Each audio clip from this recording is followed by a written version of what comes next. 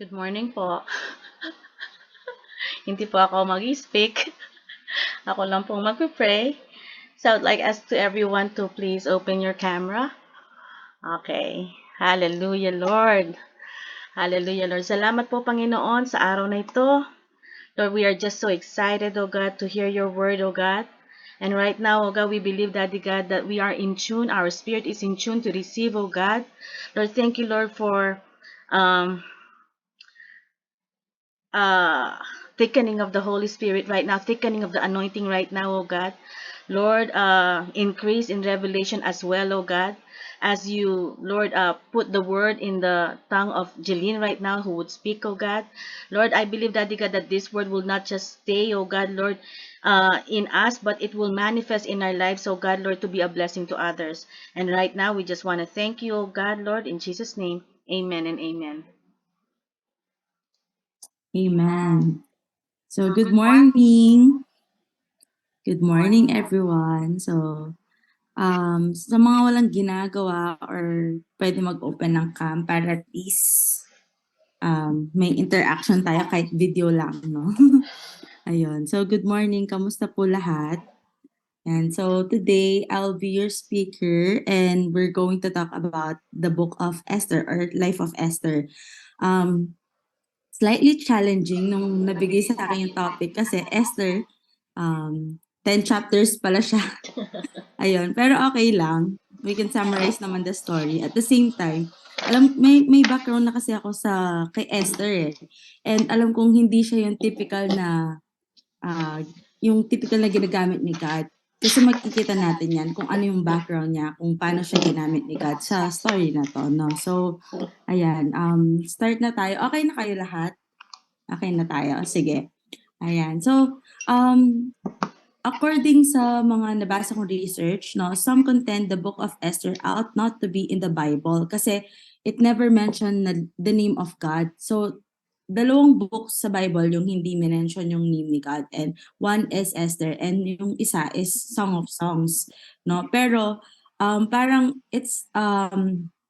parang strategy siya ng author, I believe, kasi although the name of God is never mentioned in the book, pero his presence is very clear through, yun nga, dun sa ginamit niya, which is Esther, yung tawag sa kanya, unlikely hero of the Bible. Kasi, ayan, also, just a bit of a background, the book of Esther is one of only two books in the Bible named after a woman. So, ayan. And the question, who is this woman and why does she have an entire book named after her? Sabi, in short, she prevented the first Holocaust. Sabi ganyan. So, sinerch ko, ano ba yung Holocaust? Kasi narinig ko lang siya. Ano pala, killing of 6 million, around 6 million of Jews, parang ganon, no? So, yan. For those people na hindi pa narinig yung story niya, yan. I'll summarize it na lang. Ayan. So, chapter 1, wait lang. Open ko lang yung Bible ko para may kita ko. Maganda siya pag binasa mo siyang buo. Siguro pwede na siyang basahin after ng kung hindi niyo pa nabasa, no, after ng prayer. Pero summarize ko na lang kasi baka di na tayo matapos. Ayan, chapter 1, mababasa natin dito na si King, yung nagre-reign ng king na yon sa Persia to nagre-reign na king si King Xerxes, sabi niya. Nag-host siya ng banquet na nag-last for 180 days. Yes, 180 days with all the king's noble officials. Ano yung mga noble officials na yon? Yung royal military, princes and nobles of provinces, ayan, military officers of Persia and media sabi niya, no? So, during that 180 days na yon, pinakita talaga niya yung yaman niya, yung glory niya, ganyan. Sabi kasi, the courtyard was beautifully decorated with white cotton curtains, blue hangings, silver couches, marble, mother of pearl, etc. Drinks were served in gold goblets. Ayan. So, marangya siya talaga. Very extravagant party that lasted for 180 days. At the same time, unlimited inuman, no? Parang inuman yan, siguro Yun. And then, after that, nung katapos doon, 7 days after that, nag-host pa siya ng banquet for all the people sa Persia, no? From greatest to least. Ayan. And then, on the last day, ayan, the king was so drunk, syempre 187 days, inuman, party, ganyan. No? So, on the seventh day, the king was so drunk, he's high in spirits, sabi dito eh. He's high in spirits and pinatawag niya si Queen Vashti, no? He ordered the queen to showcase her beauty para ipakita dun sa mga, ano niya, parang gusto niya ipagyabang sa mga, sorry, narinig ba yung dog namin? Yan. 7 eunuchs who attended him. Ayun, gusto niya pagyabang si Queen Vashti. And then, pero si Queen Vashti, she refused. Siguro dahil, syempre, puro men yun, tapos lasing sila, ganyan. Tapos parang, according to studies, she was pregnant and she's not comfortable to, show up, parang ganon. Pero yun nga, she refused and dahil doon, the king got angry, sobrang galit niya, sobrang yun, basta sobrang nag-burst siya into anger and he immediately consulted with his advisors. And in the end, Queen Vashti was demoted, no? Tinanggal siya sa pagka-queen, no? Dahil daw baka gayahin siya ng mga women sa Persia, ganyan, disrespect yung mga men, ganyan, kasi napahiya siya, whatsoever. And just a bit of background of the king, no? Sobrang ano siya, yung ugali daw niya, diba, nung minsan, galit daw siya sa ocean, sa water, in order niya daw yung mga men and soldiers niya ipagla-lash out, yung parang get sila hot iron, tapos papag ganun-ganunin yung water ng ocean, tapos yung shackles, ano sa ocean, yung parang crazy, ganun, dahil galit daw siya sa ocean, parang ganun yung anger issues niya, no? So malala. In chapter 2 naman, dahil nga na-demote si Queen Vashti, okay, nagkaroon ng royal beauty pageant. And kaya pala dito ako na-assign, joke. Nagkaroon ng royal beauty pageant and isa sa mga sinali doon si Esther, and take note that 400 women yung join dito, ne? And I believe hindi siya yung parang voluntary act. Alam ko hindi siya voluntary eh. Kasi sabi sa sa latter part na si Esther, well, she's not in control of what's happening. Anyway, and si Esther yung um isa si Esther yung sumali doon, and her real name pala in Hebrew is Hadassah. She's a Jew who stayed in Persia, no? She was orphaned at such a young age, no? Namatay na yung parents niya. Buti na lang he has a magandang heart na cousin, older cousin, si Mordecai. Ayan. So, dumadami na yung characters natin. Baka malito kayo. Si King Xerxes, ayan. Si King, basta si King of Persia, and si Esther, who was a Jew na nagstay sa Persia, orphan siya, and inadapt siya ng pinsan niya, older cousin niya, si Mordecai. Okay. Ayun, yung King, si Esther, and si Mordecai. And, syempre si Esther, he found favor, no? So, sabi sa chapter 2, she was really beautiful, no? Esther was really beautiful and she found favor dun kay Hegai. Eto, mabilis ko lang ma-mention to, huwag kayo malito. Si Hegai, siya in charge sa mga candidates, kumbaga. Okay, so Hegai was impressed with her and treated her kindly. No, binigyan siya ng mga special maids from the palace, mga katulong, at the same time, no, binigay sa kanya yung best place in the harem kung saan nilalagay yung mga candidates. Okay? So, Esther found favor and the king loved Esther. Okay, And the thank king you. loved Esther and crowned her queen. And Mordecai became a palace official. So, yun yung story. Mordecai found and then dun, as the days goes by, no, si Mordecai, he found out a plot against the king and told it to Esther. No? So, sinabi niya kay Esther, and there's been an investigation and it has been proven that it was true. Meron nga na planong assassination against the king. And it has been recorded to the book of history. May ganun kasi sila mga kings. They have book. So, pwede pong pa-mute. Thank you. si Tita, si Pastora. Ayan. Sandali lang po. Sandali lang. Ayan. Mute. So, ayan. Okay lang. So, according to the Word of God, no, we can see that Esther's character, she was not just beautiful, but she was a woman of honor. So, siguro magtataka kayo, paano siya naging woman of honor? Kasi, FYI, yung Royal Beauty Pageant, it's not any other beauty pageant, no? 400 silang women, and isa-isa silang for 12 months, they will be prepare sila with treatments, with sa character nila, ganyan, and everything. Basta ihahanda sila para maging queen.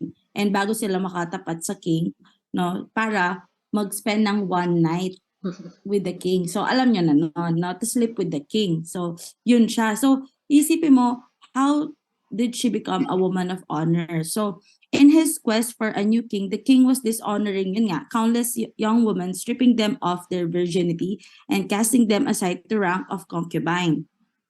Although Esther had no control over what was happening to her, she took control of her responses with humility and grace. During the 12 months that Esther was put through,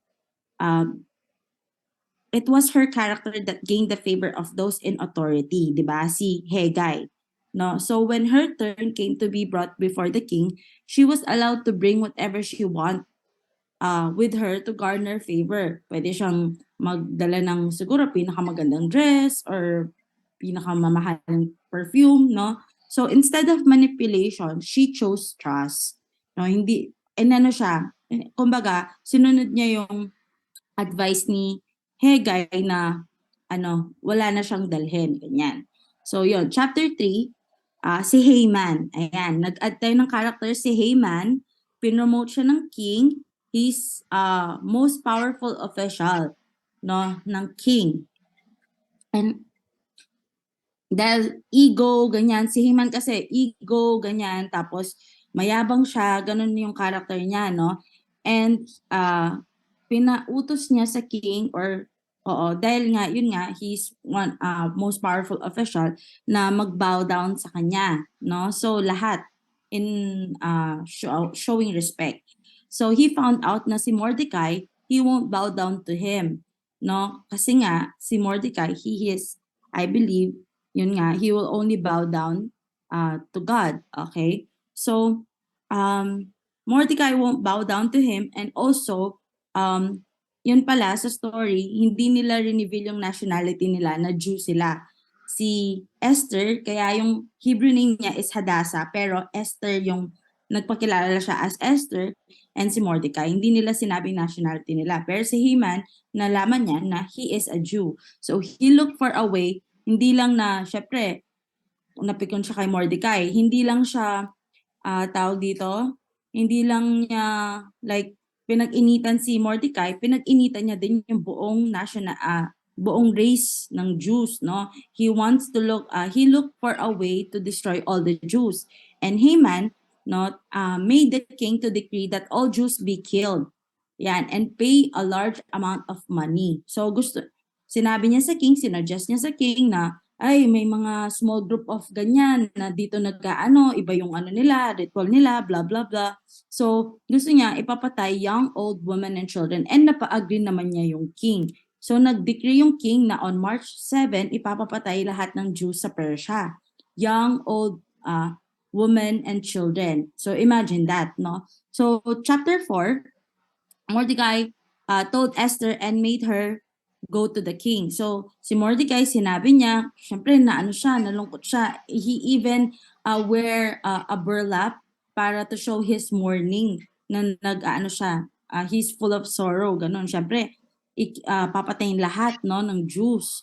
So, possible din silang dalawa ni Esther, no? And Mordecai told Esther and made her go to the king. Pero in that time, no, when you go to the king without invitation, kahit sino ka pa, kahit official ka pa, kahit na royalty ka pa, when you go to the king without invitation, even the queen can be punished and can be killed on the spot. So, ganun kalala. Di ba nga si Vashti, di lang siya nagpakita, dinemote siya. Ayun, so, sinabi yun ni Esther kay Mordecai na hindi basta-basta na makakapunta sa king, no? Tapos sabi ni Mordecai, pinilit niya si Esther. Sabi niya pa, who knows if perhaps you were made queen for such a time as this, no? Na ginawa kang queen ni God, na dinirect ka niya dyan para maligtas yung mga Jews, yung mga people mo. So, okay, sabi niya, Esther ordered them to fast for her. Sige, mag-gather mo lahat ng Jews, mag-fasting kayo for 3 days and I will do the same. Me and my maids will do the same, sabi niya. So, sabi pa niya, if I die, I'll die, sabi niya, no? So, ganon, parang bahala na, sige, sabay bayan, parang ganon. So, chapter 5, Esther went to the king and surprisingly, no, I believe it's God's favor, although yun nga, never na-mention si God dito, pero it's very evident, it's very obvious na si God yung nag-orchestrate ng buong story na to, no? Esther went to the king and he welcomed her. Ayan, winelcome siya. And ang sabi pa niya, what do you want? What is your request? I'll give it to you even if it is half of the kingdom. And I believe 2 times yan sinabi yon. I'll give it to you even if it is half of the kingdom, no? So kung talagang yung si Esther, kung wala lang talaga siyang character, she's not a woman of honor, siguro kinalimutan na lang niya, total di naman nila alam na Jew ako, or total abandon na rin ako, orphan ako, wala akong pamilya, ganyan. And I am the queen. I have, seemingly, I have everything. Sabi niya gano'n, no? I'll just ask for the half of the kingdom, ganyan. Ba't ko pa i-release yung sarili ko? Malalaman pa ng king na Jew ako, baka papatay niya din ako. O kaya, alam mo yun, ma-expose pa sila. Eh, ang gada-gada na ng buhay niya, di ba? Yung parang she made it that far for her just to lose everything. Kasi 400 women in Persia, syempre maraming magaganda doon and maraming mas qualified sa kanya. She's a Jew. And bakit siya pa yung napili? So doon pa lang ang hirap na. Yun nga ang nalala ko, nag-join akong pageant, 10 lang kami, hirap pa makalusot. Paano ba kayo 400, no? So, ayan, and hari pa yung pipili, no? So, ayan, instead, no, Esther, she made a wise, parang strategy. Sabi niya, I want to make a banquet for you and Haman, sabi niya. 3 days yata silang ng banquet or 2 times, no? Haman, and then, ayan, sinabi niya yon. Eh di, si Haman, nung pauwi na siya, nakita na naman niya si Mordecai. Ang saya-saya niya, ang yabang niya in-invite kami ng queen, kami lang ng king. Pati ako lang, ganyan. Akala niya, no? Yung parang super important siya. Pero nakita niya si Mordecai na bad trip na naman siya and wanted him to be killed. And sinuggest pa ng asawa niya na, ba't di ka magpagawa ng pole na sobrang taas, sobrang talim? Doon mo siya i-impale, sabi pang ganon. No? So, nag-agree naman siya, kaya nagpagawa siya sa courtyard niya. So, grabe kalala yung ugali niya, no? Chapter 6, no?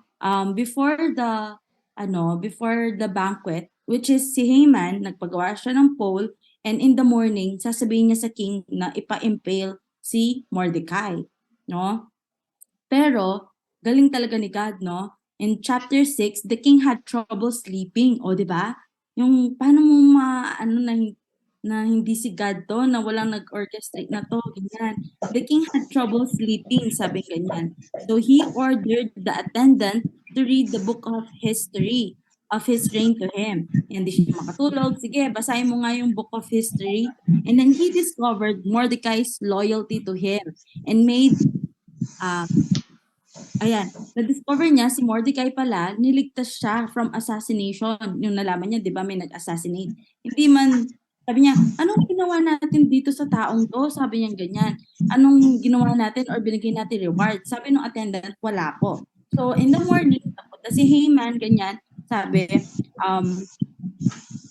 basta resolve po, natanggal po, nakapag-mute po kaya, yata kayo. Ano naman? Click lang po natin yung mic. Yes po. Ayan. Saan na ba? Yan. And then sabi niya, tinanong niya pa, ito, solid talaga yung humor ni God, no? Yung hindi lang siya God of just, no? And God of love. May humor talaga si God. Tinanong pa ng king kay Haman, sabi niya, ano ang magandang gawin sa taong gusto kong i-honor, ganyan. Tapos sabi ni Haman ganyan, syempre sabi niya, sino pa bang i-honor niya no ng king? Eh ako lang naman yung parang pinaka the best sa kanya, parang ganon, sabi niya ganon. Tapos sabi niya, syempre ganyan, bibigyan mo siya ng robe, ipaparada mo siya, ganyan with your horses, blah blah blah blah blah, pa-praise mo siya, ganyan, a-announce mo. Basta yung pinaka the best yung sinabi niya kasi akala niya siya yun. And then yung king sinabi niya, that's great suggestion. Oh, gawin mo yan kay Mordecai, sabi niya ganon. So wala siyang nagawa, syempre ordered by the king. Yun, ginawa niya kay Mordecai, eh di lalo yan napikon, no? So, ayan, chapter 7, ayan, tinanong na ng king ulit, ano ba yung gusto mo? Sabi niya, I'll give it to you even if it is half of the kingdom, sabi niya.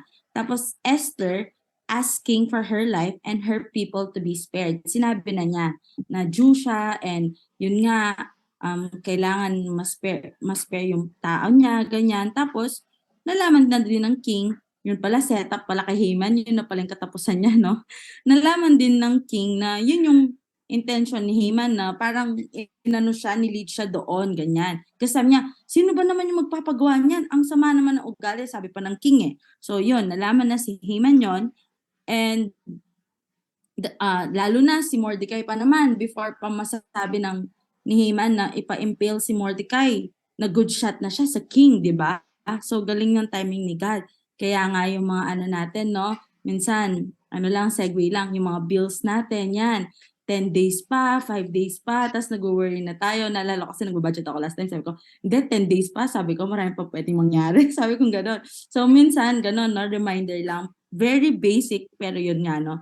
God is the God of 11:59. He never disappoint. He never fails. And He is always on time na kahit parang delay, kahit na parang simili, walang nangyari. Lord, nasa na yung tubig sa swimming pool? Okay? Ayan, magkakaroon siya once you jump.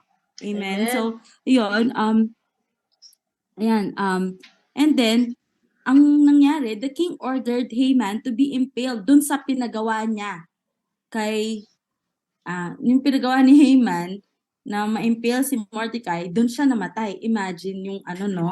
Parang ang ano, tawag dito, ang harsh. Pero yun nga, kasi kung titignan natin character niya, he's very, mayabang, sobrang, hindi maganda yung ugali niya. Anyways, chapter 8, no? The king's decree cannot be reversed, no? Hindi pwedeng bawiin yung king's decree. So, on March 7, ipapapatay pa rin lahat ng Jews.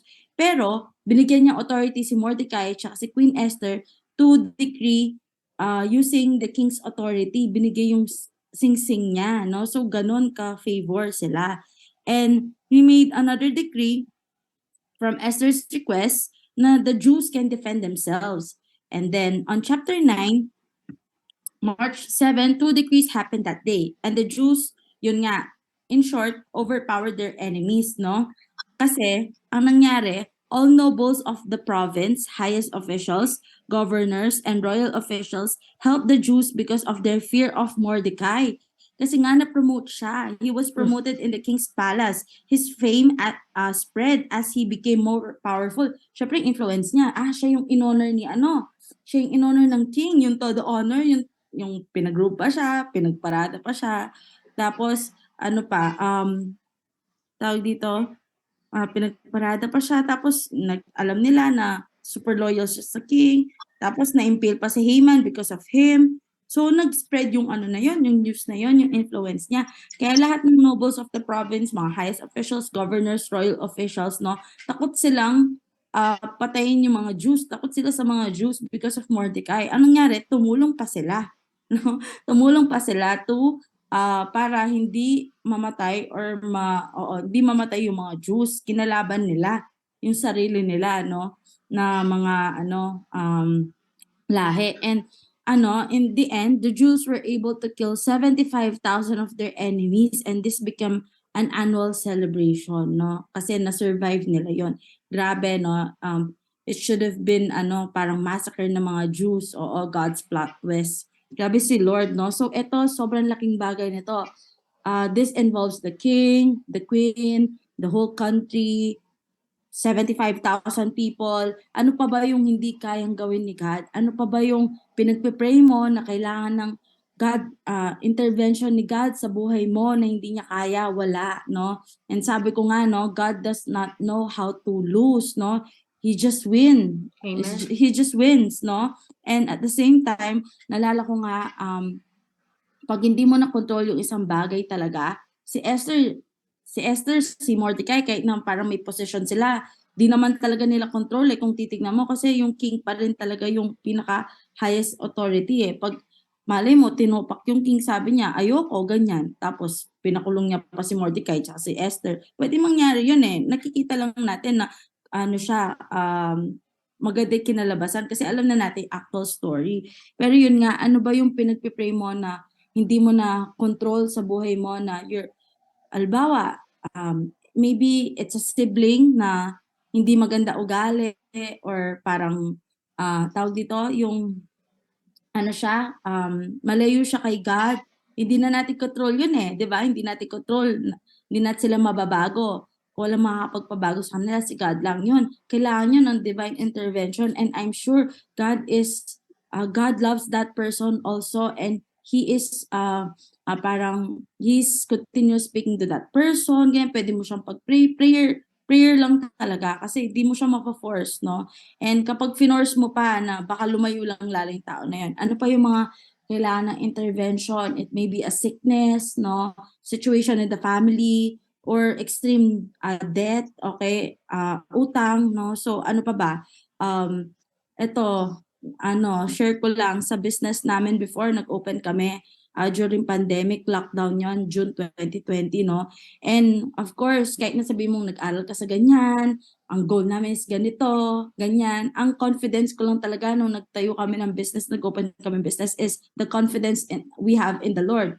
Ako personally, kasi hindi siya madali, kaya ang daming nail salon na mag-open this month, nakikita kasi namin tapos after 2 months, 3 months, nagko-close na sila kasi it's never easy. Yung sa amin pa naman, pandemic pa, June 2020. And I believe na si God lang talaga yung nag-ayos noon na hindi kami nag-abono, hindi kami nabaon sa utang, hindi kami na bankrupt, no? Kahit isipin mo, bankrupt kami kasi may times na, maraming times, zero kami.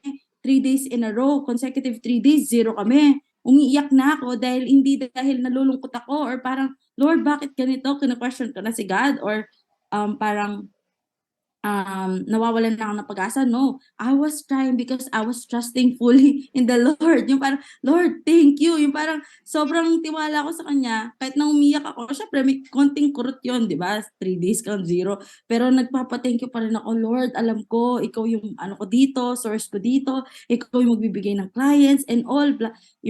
Basta yun, yung ginawa ko, pinraise ko lang siya, nag-trust lang ako sa Kanya, naging confident ako sa Kanya.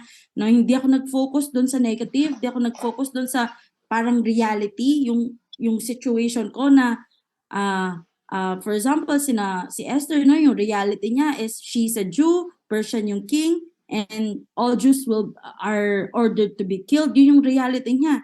Ako naman yung reality, mahirap talaga, pandemic, no, lockdown. Di kami ganun kagaling, dalawa lang yung staff namin, sobrang liit ng pwesto namin, dalawa lang yung makakaupo, etc. etc. Pero yun nga, hindi ako nag-base doon. Nag-base ako doon sa promise ni God, yung will Amen. niya sa akin, na Amen. yung will niya, it's all good, no? Amen. He will work all things together for good to those who love Him. And yun, Amen. He is our provider, He is our Jehovah Jireh. And lagi tinuturo ni na Pastor Elsa ni Bishop, no, na you can command your angels to bring clients. Ganun lagi sinasabi ko, angels in the beauty industry, in Jesus' name, I command you to bring overflowing and generous kind clients. Ganun lagi. Syempre, dapat nag-pray ka na lang. Sulitin mo na yung generous mag-tip. Ganun. No? So, yun, long story short, no, syempre, we survive. Wala kaming nilabas. I mean, naglabas kami dun sa capital. After that, kahit na nazizero kami, hindi kami nag-abono for the rent, hindi kami nag-abono for the compensation ng staff. Never kami nag-abono. So, doon pa lang, praise God na. And nangyari pa doon, nag-expand pa kami, nagkaroon pa kami second branch ngayon sa San Fernando. So, God is good, no? Paano kung nag-dwell ako doon sa, hindi, may na talaga, Right. pandemic, ganyan, mali yata itong pinasok natin. or mahirap talaga, mag-give up lang tayo, mag-close na lang tayo, lugi tayo, blah, blah, blah. Paano kung nag-focus ka doon? May valid reason naman kami, lagi kami na zero. Tapos, ang sale lang nun namin is one service lang, 2K, gano'n. Per day, 1,000, gano'n, 400, no? So, ayun, paano kung nag-give up kami? Di hindi namin na-experience yung dinestiny ni God para sa amin, yung promise niya, yung finished work niya. So, yun, this is also applicable na. And, very quick na lang to, no? So, para may time pa tayo mag-share. So, who was Esther in the Bible, no? So, gusto ko lang i-point out din to na, God uses ordinary people. Kasi si Esther, she was considered ordinary here. No, Esther was born at a time when Israel was in captivity as a consequence to their disobedience to God. No, na yon, no, when Esther's parents were killed, her cousin Mordecai adopted her as his daughter. Not only was Esther an ordinary woman living in a foreign land, but she was part of a minority race held in low esteem. No, so much so that when later she was chosen to be queen, Mordecai advised her to keep secret her Jewish nationality. No? So ako din, I'm just a normal person. I'm an ordinary person. There's nothing, kung titignan mo talaga, there's nothing interesting sa akin, or nung time na kinola ko ni God, I was, patapon ako, or hindi ako usable. Ganun. Hindi, I have no peace, no? All I care about is friends, really, boyfriends, ganun, gimmick, yung, alam niyo na, ganun lang. I don't see the bigger picture. May pangarap ako sa buhay, pero wala lang, pangarap lang. Ganun lang, hindi ako masipag. Ang inaano ko lang, I just want to be popular in school. I just want attention. So yun lang, no? Pero yun nga, I didn't expect na God will use me na ganito to speak to people, yan, to share the word, to be a disciple of Christ, no? Sabi ko nga, like ko nga sinasabi sa mga sa mga tao na it doesn't matter na kung ano yung ministry mo. Even kung nag-worship team ka or naglilinis ka ng banyo, you are equally valuable to God and to the ministry. Sabi kong ganyan, yung naglilinis ng banyo, nag-scrub ng inodoro is as important nung nagkakanta sa stage. Ganun siya, no? So yon, kahit na you're a follower of Christ, you are, God can use you, no? So, yon. And Esther didn't allow her circumstance to make her bitter. No, syempre, na-orphan siya at such a young age. Tapos, nasa foreign country sila. Pwede siyang maging resentful eh. Pwede siyang maging rebellious to God, no? Pero yun nga, naging obedient siya kahit kay Mordecai dun sa nag-adapt sa kanya. No? Kasi minsan ganun eh, 'di ba? Marami sa mga tao hindi makapag-move on sa past nila kaya hindi sila nag-grow. Hindi sila maka-get over sa past nila kaya lahat ng decisions nila in the present, lahat parang hindi walang substance, parang yung iba patapon sila kasi nga yung past nila ganito, yung parang hindi na sila naka-move on, nagdudwell sila doon. Pero si Esther hindi siya, no? So sabi dito, when Esther was taken for the king's beauty contest, she had no choice in the matter. Imagine, she would lose her virginity in the process and whether or not the king choose her as his wife, di ba? Yung una muna yung sex before mamili yung king di ba? Paano kung hindi siya pinili? Di ba? She would become his property, never allowed to return to her life with Mordecai. Tama yon na once na pumasok na siya doon, hindi na siya makakabalik doon sa normal life niya. No, so magiging property na siya ng king. Sabi sa Esther 2:14, with so little control over her past or future, nga naman, another woman might have reacted by turning into a control freak, but not Esther. She trusted God. And at the same time, Esther's beauty did not make her prideful. Yan, minsan kasi, di ba? Pag, yan, ang ganda mo, kaya you're very successful, no? Minsan, it makes you prideful or yabang, for some, no? Pero, yun nga, chapter 2 confirms she was indeed a beautiful woman. Along with all other lovely virgins, she was given access to 12 months of pampering, blah, blah, blah. So, I can only imagine what cattiness would have occurred amidst the harem of virgins. Oo nga naman. Feeling ko, tama yung author nito, feeling ko, Yung mga ibang virgins doon, malaki na yung ulo, ay, ganda ko, ako yung napili dito, kasama ako dito, parang gano'n na. Pero hindi. She remained humble, she remained, yun nga, na true to her character, no? Kaya nga nagkaroon siya ng positive response from the king and favor from Hegai, yung in charge sa mga sa mga babae. And last, no, who was Esther in the Bible? Esther knew where to find her strength. Ito yung pinaka-importante. Once Esther took to heart Mordecai's words of reason, she realized her rise to royalty had nothing to do with her beauty or God granting her a comfortable life, no? Instinctively, Esther knew to turn to God for her strength. She replied, di ba? Go, gather all Jews and hold a fast on my behalf. And I and my young woman will do the same. No, nung talagang, yun nga, ang pinaka number one source niya talaga, or ako gusto kong tawagin si God as my strong tower, my fortress, no? Kasi yung strong tower, yun yung parang defense mo, no? Before pasok sa isang country back then, may tower sila, di ba? May yun. So para sa akin na he's my protection, na hindi siya matitinag, hindi siya basta-basta. He's my strong tower. Kumbaga yun, gets niya na. Pero yun nga, ganun din si God kay Esther, no? She knows na where to find her strength, which is in God. No? So, yun. Although, sa Bible, no, hindi siya sinabi prayer and fast, pero sabi nga nung preacher na narinig ko, for sure when you fast, there's prayer, no? So, ayun. That concludes our my notes for today. And siguro ang wala akong question pero yung natin, ano yung na-pick up mo dun sa life ni Esther or sa character niya or the situation niya, sa story niya, and paano mo siya ma-apply sa life mo, parang gano'n. Meron ba gusto mag-volunteer na mauna?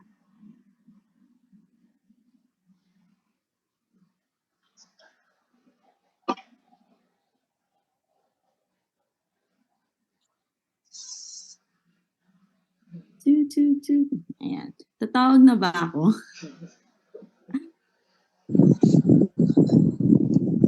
Diyan mag-share ako. Ay, sige po ate. Go. Oo. I've been waiting for this book, si Queen Esther. Kasi among all the people among the women in the Bible, siya yung merong pinaka pinaparangalan or being honored by the Israeli people. There's this occasion kasi sa Israel, they call it Purim. And I love this occasion. It is a day wherein everyone goes out wearing costumes. Parang sa atin, Halloween. Ganon. Papasok sila sa trabaho, mga naka-costume. Ang ganda nga, every year they are doing it. Now, when I asked why they are celebrating Purim, and they said it is in honor of Queen Esther. Tapos, doon ako nagsimulang maging curious kay Queen Esther. Tapos, doon ko nakita, actually para sa akin, ang book ni Esther, siya yung makikita natin book na punong-puno ng deception. Deception in a very, with positive intention. Kasi, that time, dahil Hudyo sila, there's this, yung intention na mabura sila. Yung actually Holocaust, this is the time na ni Hitler Time na ni Hitler itong Holocaust na to, wherein pinapatay niya yung ilang milyong Jewish. Yun nga, para ma-eradicate lahat ng Jewish. Now, going back to Esther or Hadashah, just a trivia, Hadashah means new. It is a Hebrew term na ibig sabihin bago. And ang mga Jewish, they honor Queen Esther. Kahit yung kasing pagiging queen niya na parang nagkaroon yun ng katuparan in a manner na deceiving yung way niya of getting into that just to save her people. She and Mordecai, they deceived the king. They actually hidden their identities para lang ma-save ang mga Jewish people. That is why ang laking honor siya. Sabi ko nga, among the women in the Bible, si Queen Esther lang ang merong ganong parangal na nakuha sa mga Jewish people. It was because of her being deceitful para lang ma-save yung mga Jewish people dun sa intention na deportin sila ng hari. Kaya sa akin, parang naging hero siya. Nung binabasa ko yung book ni Esther, sabi ko, ang dami-dami dito, deceptions na mga pagbabalat kayo. Kaya every Purim, lalabas sila, mga naka-costume sila in honor of Queen Esther. Ayun, parang tribute na rin siya. Yan lang po. Thank you. Okay. Ate Ann, gusto mo mag-share?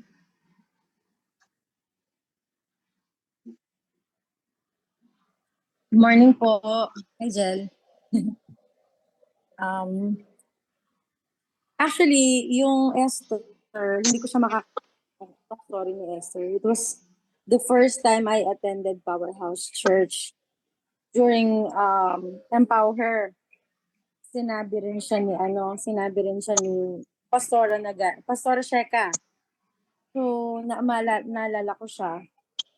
Yung one thing na nag-struck sa akin, no, sa life ni Esther talaga is yung humility niya. At saka hindi siya na it didn't bother her kung ano siya, being a Jew. Being a Jew, 'di ba? Kung ako kasi siya, I'll be in a foreign land. I was once in a foreign land na ang tawag dito, like nung nag-abroad ako, I've been to different countries. I've been to different countries po, and it's really scary, no, asan ako? Sino yung mga pwede kong pagtanungan dito? You feel lost, no? Hindi siya madali to be in a foreign land, knowing no one, all by yourself. But then, I believe, no, thank you, Jel, no, dun sa paghimay dun sa story ni Esther. Actually, hindi ko siya alam lahat, hindi ko po siya nabasa lahat. Pero si Maika, nabasa niya ng the whole story about Esther. So, tinatanong ko rin siya and sinishare niya rin sa akin. Pero today, nahimay talaga siya, even yung mga characters, no? And I believe in the beginning, may favor na si Esther. Kasi inadopt siya nga ng cousin niya na si Mordecai, no? And that started yung favor sa life niya. And yun nga, para sa akin, kahit gaano kahirap yung seemingly nasa harapan po natin, no? Sometimes kasi ako personally, merong mga bagay na confused ka na, no? Confused ka na kung ito pa ba yung gagawin ko, itutuloy ko pa ba to, no? But then, like Esther, it seemed like yung situation niya confusing, pwede siyang mag-back out na lang, pwede na lang siyang mag-walk away, pwede na lang siyang, but with all humility and strength, no, na nanggagaling kay God and the full trust that she has from God, nagpatuloy siya, and sure enough, no, God will not lie to His promises, and He will even exalt you, no, in front of these people, dun sa mga akala mong hindi maniniwala sa'yo, alam mo. Kasi sometimes you will feel like it's so unfair. Merong mga moments sa life mo na all you really have is to humble down, go back to your knees and pray and really trust God that you are a child of God. Panghawakan mo lang yun. You have the favor of God, no? At saka to always be a seeker, no? Minsan kasi nakakalito yung mga nangyayari, yung mga nasa paligid mo, kagaya sinabi ni Jel, yun yung reality mo eh. Yun yung reality mo. That's what you see. It's the real world. And I battle it at this point of my life. I battle the realities that I see in front of me. It's not easy. But when you keep on, kahit mahirap kasi kahit mahirap, pipilitin mo yung sarili mo. Ibabalik mo yung sarili mo. And that's right. You're doing it right. Pilitin mo lang yung sarili mo. No, you force yourself to really believe that God is there. He will bring you to this situation. He will never leave you nor forsake you like Esther. No, nagtiwala lang siya kahit seemingly surrounded na siya ng mga taong pwedeng pumatay sa kanya. No, as in surrounded siya eh. And sometimes we are all also surrounded with things we don't understand, with trials and problems that seemingly there's no way out. Bakit ito na lang lagi? Paulit-ulit na lang. Bakit nandito ako? Lord, I serve you. Lord, I give it my excellence. I have my 101% every time I do things. Why? You have this question sometimes, why? Bakit, Lord? Bakit pa ito nangyayari sa akin eh? Ito na nga, oh, I give my whole life to you.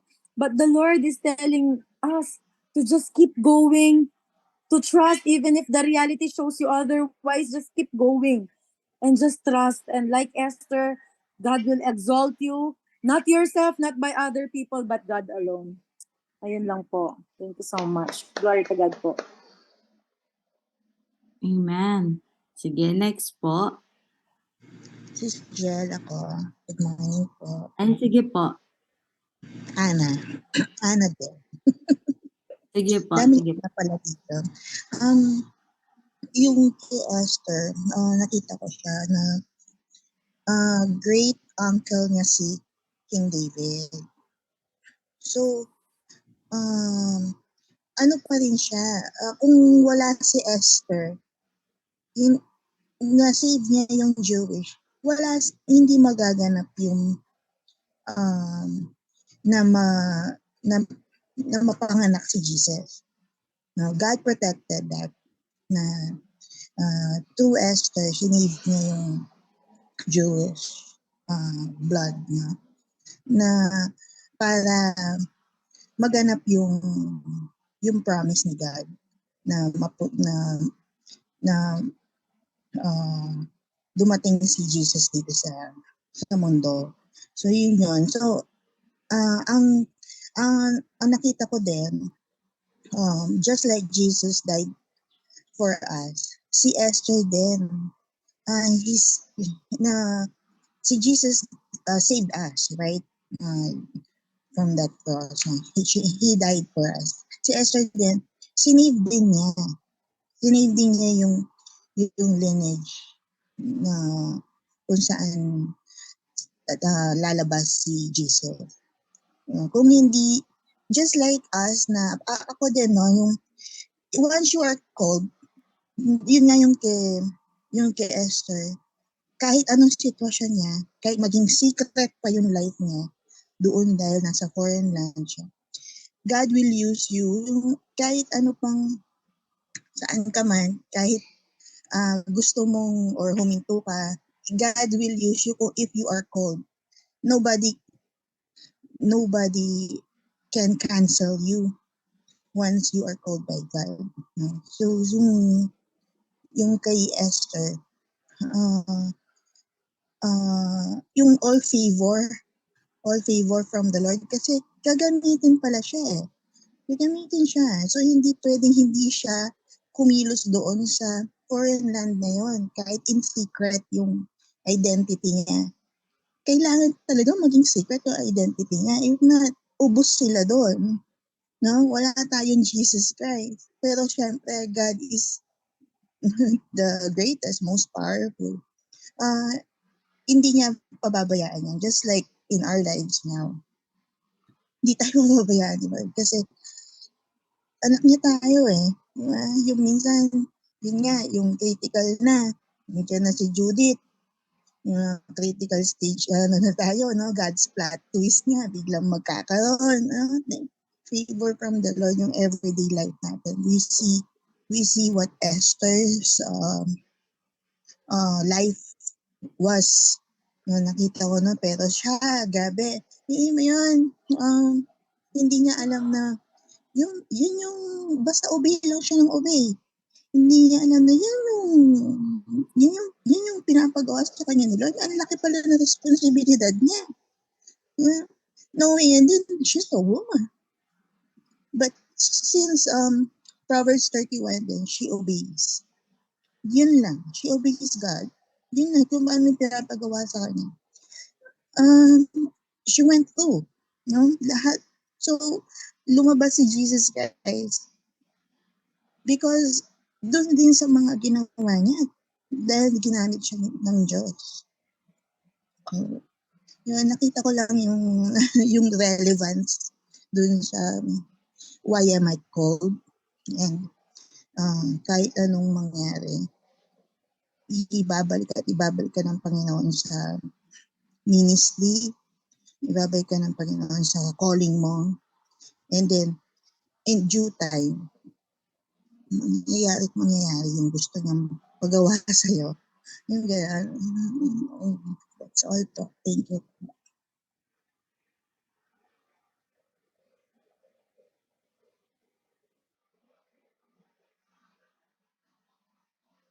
Amen. So, next po si Aliana.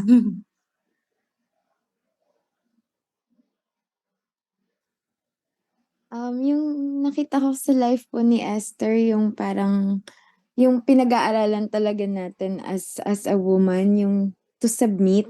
Kasi yung pinakitang character ni Esther talaga na-highlight doon yung submission niya sa authority na nilagay ni Lord sa buhay niya. Mula dun sa pinsan niya, no? Kay Mordecai pa lang, yung submission niya na parang wala talaga siya on her own will.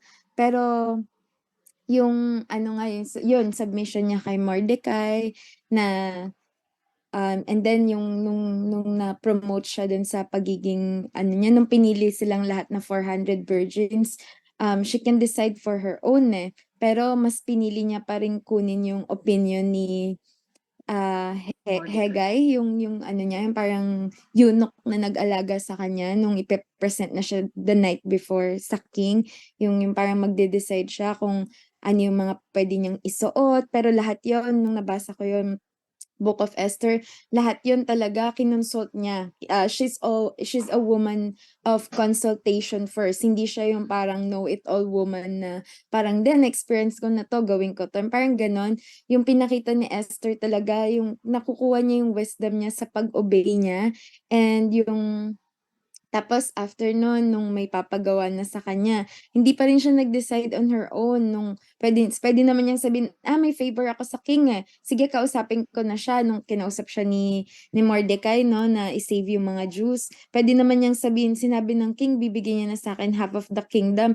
Pero hindi, ang ginawa niya, kinonsult niya muna si Lord kung ano yung best na gawin for the king. So, kung titingnan niyo, yung parang ang nangyari, imbes na gawin niya muna yung will niya, pinag-feast niya muna yung king. So, yung mga very little things na gano'n, no? Yung parang may kinoconsider muna siya bago niya gawin yung isang bagay. And yung result kasi is for the good. Tapos nag-fasting muna siya, no? Yung parang corporate fasting sila, yung talagang inano niya na lahat sila mag-fast. Parang gano'n. So, yung nakikita ko dito yun nga, yung pagiging submissive niya and pag-consult niya to gain more wisdom, yun yung nag-highlight dun sa character niya, yung pagiging humble niya to submit to authority na nilagay ni Lord sa buhay niya. And she's a woman na, yun, God-fearing. Inuuna niya muna yung mga tao na nilagay ni Lord sa buhay niya bago for her own. Yun lang po.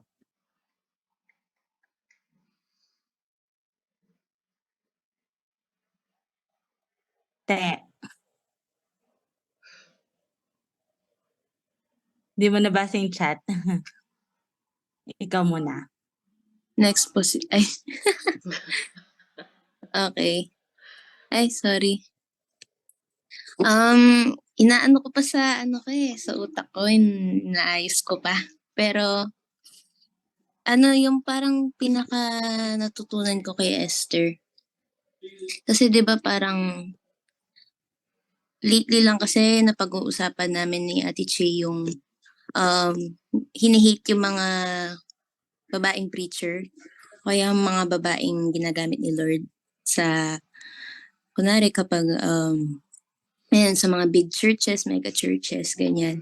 Kapag may babaeng nagtuturo, tapos madami nagsasabi na biggest ick daw nila or biggest yak daw nila or mag-aalis daw agad sila when the moment na makita nila na babae daw mag-preach, ganun. So, parang napag-usapan namin ni Ate Chi yung about sa sigad paggamit ng babae. Na parang we need more proof na si Lord talaga gumagamit siya ng babae. So, isa to, itong si Queen Esther na a woman was used to para anong tawag dito? Para yung buong nation niya maligtas. Ngayon ang nakita ko dito, si God hindi niya lang tayo, si Esther kasi hindi lang siya, kumbaga, ayan tuloy. Hindi ko pa kasi na-organize sa utak ko. Pero ang nakita ko kasi, ako, kung i-relate ko yung buhay ko kay Esther, si God hindi lang niya ako gagamitin para yun nga, yung isolve ko lang yung sarili kong problema or mag-focus ako sa kailangan kong i-meet day to day or monthly or yung mga kailangan kong i-attend sa mga needs ko. Pero gagamitin din ako ni Lord, generational. I believe lahat tayo dito na tinawag ni Lord, hindi lang siya pang-personal lang na magbibigay ka ng solution. Pero yung bibigyanan mo ng solution buong nation. So dahil kumbaga si Esther kasi nakita ko parang sabi nga ni Ate Jelby sa inano niya, in-explain niya, parang nanggaling siya sa wala. So parang in her nothingness, ginawa pa rin siyang parang ginamit pa rin siya ni Lord for her nation and then generational pa yung yung calling niya. So yun yung para sa akin, kumbaga kung i-relate ko kay Esther yung buhay ko, yung calling ko hindi lang para sa sarili ko or hindi lang para sa pamilya ko, hindi lang para sa work ko, sa career ko, sa personal friends ko or what. Pero binigyan ako ng mas malaking perspective ni Lord na binroaden niya yung perspective ko na yung calling ko or yung effect ko or yung parang yung influence ko hindi lang maliit. Pero kung tinawag ka ni Lord, lalakihan niya yung influence mo, yung yung impact mo sa tao na to the point na yung generation mo. Ewan ko, basta kasi si Esther, nanggaling sa kanya yung generation ni Jesus, di ba? I mean, yung lineage ni Jesus. So, para sa akin, generational yung calling natin. Ayun. Yun yung naisip ko, yun yung nag-reveal sa akin. Generational calling, hindi lang personal. Yun lang.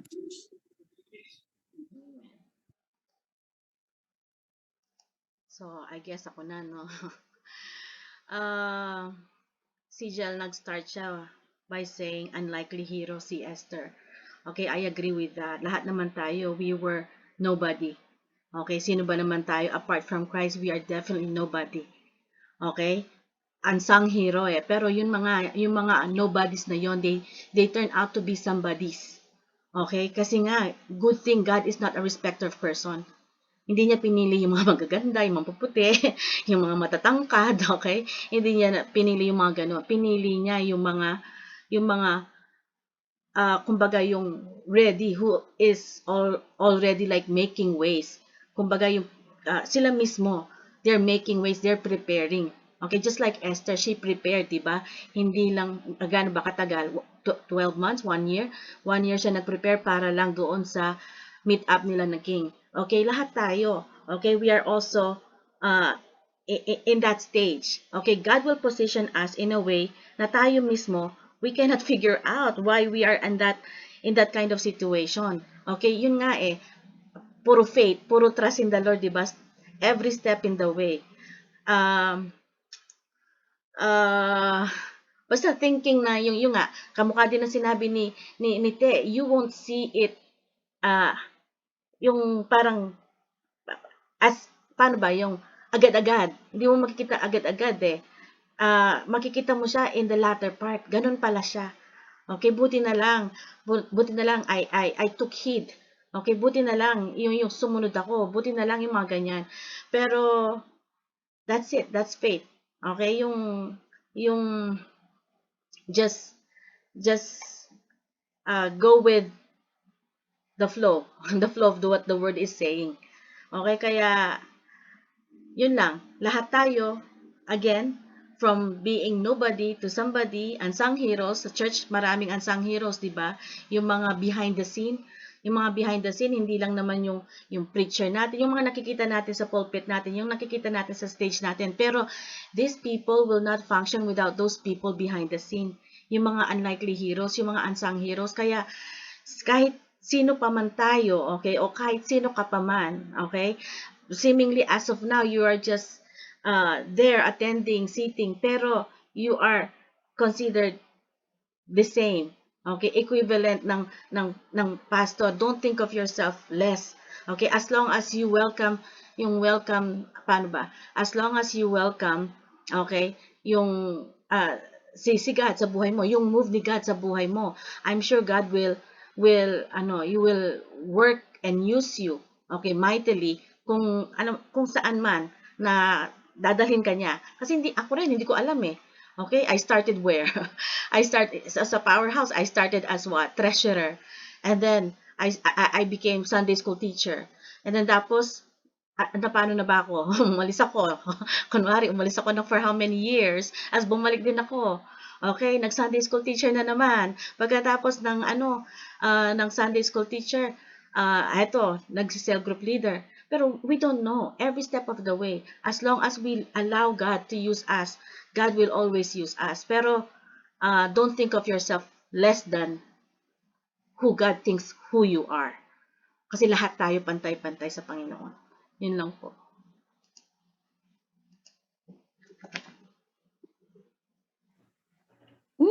Hallelujah! Thank you, Lord! Napaka-interesting naman ng buhay ni Esther. Actually, yung katangian ni Esther dito, malambing, joyful, ganyan siya, ganyan si Esther, no? Sa pinsan niya pa lang si kay Mordecai, talagang very lovable na siya. Talagang nag-embrace siya, tapos she kisses him, no? Napanood ko kasi itong movie ni Esther. And then, one thing na gustong-gusto ko, may love story din sila. May love story talaga tong Esther na to. And at the same time, warrior. Ganon yung niya. Ganon ko siya nakita. Gusto kong part dito is si Esther, talagang ang dami yung mga may mga katungkulan doon sa ni Xerxes, ni King Xerxes, no? Talagang si Esther daw ang bumali nung rule, no, doon sa kaharian na yon. Talagang pumunta si Esther pa-entrance siya talaga na dapat hindi ganoon Even si yung isang babae, si Vashti, si Queen Vashti, no? Hindi nga siya nag-show up, 'di ba? Tinanggal siya. Pero si Esther, talagang inano niya yung role. Pumunta siya, naglakad siya doon. Talagang sabi niya, ano bang ginagawa ni Esther? Sabi niya, punta siya rito. Inano niya yung role natin. Sabi niya, sinira niya yung talagang very strong woman of faith siya. Talagang, kasi nga may pinaglalaban siya. Hindi niya po pwedeng i-dead man na lang yung mga pinaglalaban niya, no? And then ang sinabi ni Esther, hiniling niya, bago kayong kumbaga gumawa ng mga action, sabi niya gano'n, nag-ask siya ng dinner kay King Xerxes, kasama si Haman. Si Haman kasi talagang gumagawa ng gulo talaga dun sa kaharian. Siya yung talagang nag-aaray sa mga people para mag-aklas, para no? And then gumawa sila ng dinner and then papunta na silang gano'n. At nung una pa lang kasi si Esther, yung kwintas niya kasi yun yung pamana sa kanya na talagang pag shinain mo siya dun sa may ilaw, makikita mo yung logo ng Israel. Talagang yung ano nila, yung ano ng Israel, no? Wala nga daw siyang kayamanan, pero yun yung kayamanan niya na binigay niya dun sa one time na nakita siyang nagbabasa mahilig din pong palang magbasa si Esther sa lahat ng mga babae doon, no? And then nakita siya ni King Xerxes na meron siyang nobela na sinasabi, na kinukwento, and then narinig ni tapos doon pa sila doon sila nag-meet na una. And then doon sa pag-dinner nga nila, yun nga, ipinakita ni Esther yung kwintas na yon na pag nakita mo to, sabi niya, maliliwanagan ka sa lahat ng mga patungkol sa akin at saka dun sa pinaglalaban niya. So tinaas niya yung kwintas na yon, and then talagang nakita yung Israel. And then si Haman nagsinungaling. Sabi ni Haman, wala kaming nakita, wala kaming nakita. Umalis si King Xerxes. Ngayon si Haman, sinakal niya si Esther na gano'n. Sabi niya, ikaw hindi ka pa pwedeng mag-hari dito, malis ka rito. Sabi niya gano'n, lahat ng mga sinasabi mo kasinungalingan, ako ang magiging hari. Sabi kasi gusto ni Haman talagang kunin yung di ba, yung ni King Xerxes. So hindi niya alam na bumalik si King Xerxes noon. Nakita niya, tapos yun, pinalis niya na si na kumbaga na-end up na yung kasamaan ni Haman, no? And then sabi ni Esther sa kanya, bakit ka bumalik? Sabi niya ganun. Alam mo ba na nakita ko? Sabi niya, nakita ko. Tapos doon na talagang yung nila na they love each other, 'di ba? Na yung bumalik na doon yung nila, yung pag-iibigan nila, at saka naniniwala na ako sa iyo, sabi niya gano'n na talagang kalooban ng Panginoon ang lahat ng bagay. Kaya pati din si 'di ba, yung pinsan niya si Mordecai, pinagtanggol niya. Sabi ni Esther, ikaw, sabi niya bago siya umalis nung nag-uusap sila, hindi mo man lang ino-honor yung taong sinagip ang buhay mo, sabi niya kay King Xerxes. So nag sa mind ni yon. Kaya nga galit na galit si Haman nung ang ginawang hari talaga si Mordecai, which is talagang God God allows it, no? So ganon din si Esther, 'di ba? Kasi ang pinaglalaban kasi ni Esther is yung talagang nag-i-intercede siya sa country niya, 'di ba? Sa as a Jew, 'di ba? Kaya nga tinago niya yung pangalan niya, pinalitan niya ng Esther, no? Para kapanipaniwala siya na bilong siya dun sa kaharian, pero talagang Hadasha talaga yung pangalan niya, Hadasa, no? Jews talaga siya, no? So tayo rin as tayo, no, minsan tayo dumadaan din tayo sa ganyan, lahat ng pinagdaanan ni Esther, no? And sa aking naisip ko na we can intercede, no, sa ating country, sa ating church, sa bawat isa, no, na we can pray. Yun yung magagawa natin even though wala tayo sa lugar, wala tayo sa sitwasyon, di natin alam kung anong pinagbadadaanan ng bawat isa, or even many churches, no. Ito yung now is the time to intercede for them, all about prayer, no? Maging warrior tayo sa Panginoon na ipaglaban natin ang lahat, no? Ipanalangin natin ang bawat isa na walang bibitaw, na lagi on fire, no? Pati sa church natin na laging maraming mag-attend, every chair will be filled, no? Na mapupuno lahat ang church natin, and sa mga lahat ng may mga pinagdadaanan, even though we have silver and gold, sabi nga, pero meron tayong daladala, yung Panginoon at ang Espiritu Santo na patuloy na nag-guide sa atin, na pwede rin nating ibahagi sa kanila yon. And sa mga ibang tao na wala man tayo maibigay, pero yung time natin, yung effort natin, at yung pananalangin natin sa bawat isa is talagang mabuting sandata para magpatuloy tayo dito sa, sabi nga, 'di ba, keep the good fight of faith, walang bibitaw, walang i-remind natin yung bawat isa, katulad ni Esther, talagang pinaglaban niya sa Panginoon, at yun din yung nakikita ko na pwede nating sabihin kay Lord lahat ng mga ganitong sitwasyon, no? And we can intercede to everyone, every churches, every leaders, no, na magpatuloy, pati yung track natin na mangyari na yung lahat na gusto ng Panginoon, kasi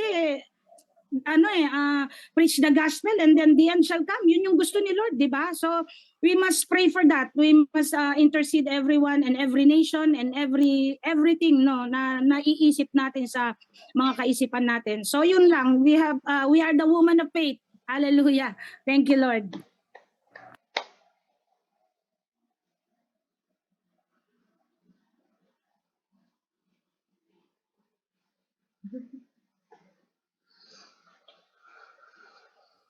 Jel? May gusto pa po mag-share?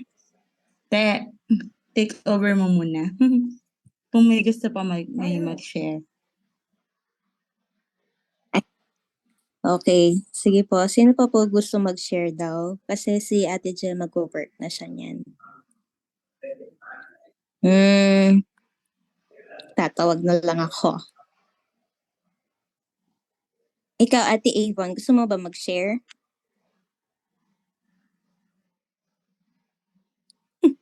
Natawa si Ate. Si Ate Avon. Ay, hello, te. Good morning. Share ka naman, te. Good morning. Sige, mag-share ako. Sorry, kakauwi ko lang. Siguro totoo yun, no, yung sabi nga ni Te, tsaka ni Tita Awi. We are no one, yet sa ating mga babae, binigyan tayo ni God ng extraordinary mission para sa next generation natin. And I thank God because of this remarkable talaga sa akin si Esther. Isa sa pinaka-favorite ko na character sa mga women of God, isa sa mga Proverbs Women 31 kasi I was inspired by Esther to honor a man.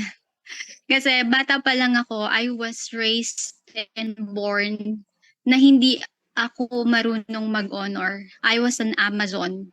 Yung tipong kung kilala mo lang ako from my past life, hindi ko kailangan ng lalaki sa buhay ko. Parang ganon. And to think na parang I can live with my own, yung mga ganyan. And yung mga previous experience ko dati sa mga sa mga naging boyfriend ko, may isa doon na naglakas loob siya sa akin na parang, ikaw na lang lagi yung tama. Sabi niya ganyan. And that time, I was parang devastated na tinignan ko yung past life ko. Sabi ko, what makes me different from my family? Na-raise ako from my grandmother, from my mom, na sobrang sobrang strength nila. Alam mo yung parang pag nagkaroon sila ng kunwari si mama ko, pag nagkaroon siya ng hindi ko chinichismis si mama ko, parang naging inspirasyon ko lang siya. Si mama ko nagkaroon siya ng boyfriend, nagkaroon siya ng mga ka-live-in na asawa niya, yun nga kaya lang namatay. Hindi ko nakita sa kanya how to honor a man. Which is I was parang whole entire life na lumaki ako, I was looking for this kind of attention, how to be a good example for my future. And I honor Mamu. I honor Mamu for teaching me of this grace na you have to honor the man whether you like it or not. You have to learn how to honor the man in the position of mali man siya or tama man siya. You have to tame your tongue. Yung ganyan, you have to know what the right words to say kung gusto mo magkaroon ng long, satisfying relationship. It's not just life, but a satisfying relationship with your husband to be. And I was honored ngayon, hindi man maganda yung relationship ko as of the moment, dahil nga, ayun, I was inspired then to be, ngayon dahil mama na ako, buntis po ako ngayon. Wow. Lalo po ako na-inspired na mag-share sa mga kabataan out of my work. Yung mga kabataan po na yon, sabi ko before ako siguro nag-start yun since last year. Sabi ko, gusto kong magkaroon ng means sa buhay ng iba. Sabi kong ganon. And yung means na yon, gusto kong i-impart kung ano yung na-share sa akin ng mga wise women. Kasi mahilig akong magtanong sa mga wise women. Mahilig akong magtanong sa matatanda, paano ba nag-last yung relationship nyo? Ano yung naging sangkap, ingredients para magtagal kayo ng ganyan? 40 years, 55 years, ganyan. And I was so blessed dun sa work ko. Nagagawa ko pang makipagchismisan sa mga sa mga customers ko dahil matatanda sila. And they've been together with their husband na 55 years, 60 years silang magkasama ng asawa niya. Pero alam mo yung mga ano nila, yung mga insight nila sa akin, yung mga parang mga ang tawag doon, yung mga advice nila sa akin, nag-work siya ngayon. So yun yung parang ini-impart ko sa mga kabataan na na-inspired ako. Sabi ko, I want to be a great mom. Sabi ko, and I was been inspired by Esther na yung next generation, yun kasi yung importante. Yung kasi yung importante kung paano mo sila bibigyan ng, alam mo yon yung bang information on how to build themselves to become a better person bilang babae or bilang magiging magulang sa susunod na henerasyon, ganyan. Paano sila maging responsible sa sarili nila. And thank you so much yun nga po. Because of Mamo, marami akong natutunan sa relationship ko and bilang isang babae kung paano ko i-share yung knowledge ko sa mga mas nakakabata sa akin ngayon. And yun lang po. Thank you. Amen. Okay. Wait lang, may nag-chat. Okay. Sige, amen. So, ayan. Okay. So, I believe, no, we're good na po. We can, pray. Hiningal ako galang stairs. Anyways, ayan. So, praise God po sa mga life ninyo, sa mga nag-share. Thank you for your time. And let's pray po, no? So, Father God, we thank you for this very beautiful morning, oh God. Thank you, Lord, for your presence. Thank you, Lord, for your word. Thank you, Lord, for your love. We thank you, Lord, for your mercy, oh God, for your favor, Lord God, for your goodness, oh Lord God, na nag-uumapaw sa mga buhay namin, oh God. We thank you, oh God. We honor you today. And I know, oh God, dahil inuna ka namin for this morning, we spend time on your word, oh God. I know, oh God, na everything na makaharap namin today, oh God, it will just be chicken to us, oh God, na kayang-kaya namin i-overcome kung ano man yun, oh Lord God. And thank you for the opportunity, Father God, na binigay mo sa amin para ma-experience again yung love mo for this day, oh God, yung goodness mo, oh God, in Jesus' name. Lord, right now, I declare divine protection be upon everyone na papasok sa work, oh God, kahit na magstay lang sa bahay, oh Lord God, for today and continually to bless, oh God, yung mga nag-spend ng time sa iyo ngayon, oh Lord God, exceedingly abundantly, oh God, above of what we could think or imagine, oh God. And thank you, Lord, na for reminding us of what you did in the life of Esther na sobrang supernatural, oh Lord God, na it just proves of who you are, oh God, as a God to us, oh God, as a Father to us. And Lord, thank you for reminding na yun ka din sa buhay namin, oh God. In Jesus' name, we thank you, oh God. We honor you. In Jesus' name we pray. Amen. Amen. Amen. Thank you, everyone. Have